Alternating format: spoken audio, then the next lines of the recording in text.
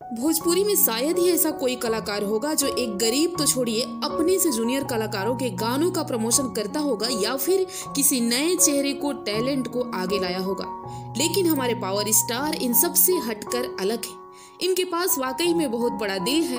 ये इकलौते ऐसे कलाकार हैं जिन्होंने कई सारे एक्टर, राइटर, एक्ट्रेस, सिंगर या फिर मॉडल कह ले, जिनको कभी काम तक नहीं मिलता था, उनको काम देकर अपने बलबूते पर आगे बढ़ाए हैं। उसके बाद भले ही लोग इनसे नाम जोड़कर नाम कमा लेते हैं और उसके बाद इनकी ही बुराई करने लगते हैं, लेकिन इससे पवन सिंह के पावर पर आज तक जरा सा भी आंच नहीं आया है और ना ही आएगा।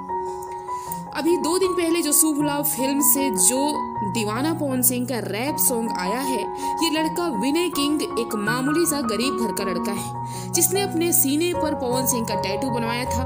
जब किसी तरह से पवन सिंह के पास एक खबर पहुंची, उन्होंने तुरंत उसको अपने पास बुलाया, अपनी टीम को ऑर्डर दिया और उसके रैप को सुना और सारे अपने खर्चे लगा के गानों की शूटिंग कराए, रिकॉर्डिंग कराए और गाना शुभ लाभ फिल्म से रिलीज भी करवाया।